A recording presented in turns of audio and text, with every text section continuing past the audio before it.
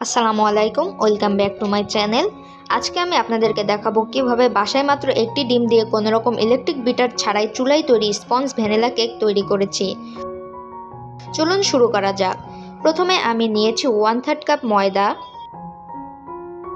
Half table spoon cornflour, half tea spoon baking powder. একটি চামচ দিয়ে খুব ভালোভাবে সবগুলো উপকরণ মিক্স করে এক পাশে রেখে দেব। এবার একটি বাটিতে একটি ডিম নিয়ে ডিমের কুসুমটাকে আলাদা করে রাখব।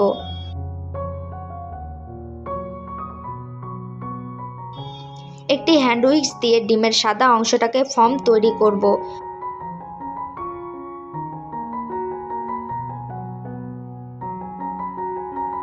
যখন দেখবেন ডিমের ফর্মটা একটু গাঢ় হয়ে এসেছে, ওই পর্যায়ে 1/3 কাপ চিনি অ্যাড করব। চিনিটা একেবারে অ্যাড করা যাবে না, বারে বারে অ্যাড করতে হবে। আমি এখানে দুইবারে চিনিটাকে অ্যাড করে নিয়েছি। হাত দিয়ে খুব ভালোভাবে বিট করে নিতে হবে, যাতে করে চিনি দলা পেকে না থাকে।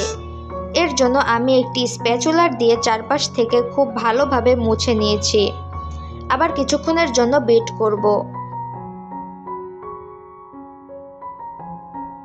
যখন দেখবেন ডিমের ফর্মগুলো দিয়ে এইরকম লেখা যাচ্ছে কিন্তু এগুলো সাথে সাথে মিশে যাচ্ছে না, তখন বুঝবেন আপনার ডিমের ফর্মটা একদম পারফেক্ট হয়েছে।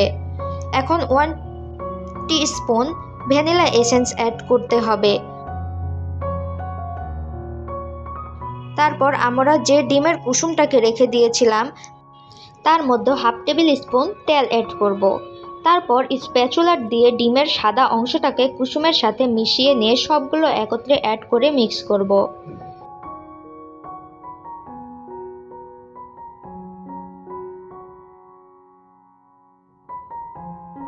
এবার আমাদের শুকনো উপকরণগুলোকে 2 ধাপে মিক্স করে নেব।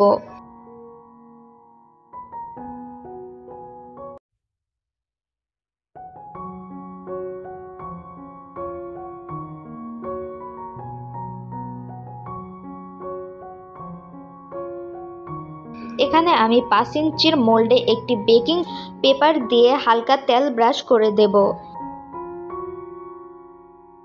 এবার আমাদের উপকরণটাকে মোল্ডে ঢেলে কিছুক্ষণ ঝাঁকিয়ে একটা লাঠি দিয়ে ভালোভাবে ঘুরিয়ে ঘুরিয়ে নেড়েচেড়ে দেব, যাতে করে ভিতরের বাবলসটা বের হয়ে আসে।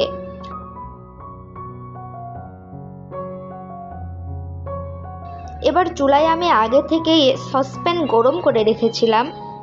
এবার আমি তার মধ্যে মোল্ডটাকে দিয়ে ঢেকে দেব।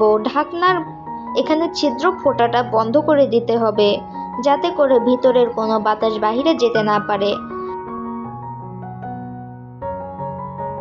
ফিরে এলাম কিছুক্ষণ পর। ঢাকনা উঠিয়ে একটি টুথপিক দিয়ে আমি চেক করে দেখছি যে কেকটা হয়েছে কিনা। দেখুন, টুথপিকটা একদম ক্লিন বের হয়েছে, তার মানে কেকটা পুরোপুরি হয়ে গিয়েছে। এখন আমি এটাকে মোল্ড আউট করে দেখাবো। তার জন্য সাইড দিয়ে একটি চাকুর সাহায্যে এড়িয়ে নিচ্ছি। দেখুন কতটা স্পঞ্জ হয়েছে, দেখেই বোঝা যাচ্ছে চাপ দেওয়ার পরেও দেবে গিয়ে আবার ফুলে উঠছে। আমি আপনাদের কেটে দেখাচ্ছি, দেখুন কতটা স্পঞ্জ হয়েছে। আপনারাও বাসায় চুলায় তৈরি বানিয়ে নিতে পারেন এরকম স্পঞ্জ কেক। মাপগুলো যদি বুঝতে অসুবিধা হয় তাহলে আমি ডেসক্রিপশন বক্সে লিখে দিয়েছি, আপনারা পড়ে নিতে পারেন। এইরকম নতুন নতুন ভিডিও পেতে আমার চ্যানেলটাকে অবশ্যই সাবস্ক্রাইব করতে ভুলবেন না। আল্লাহ হাফেজ।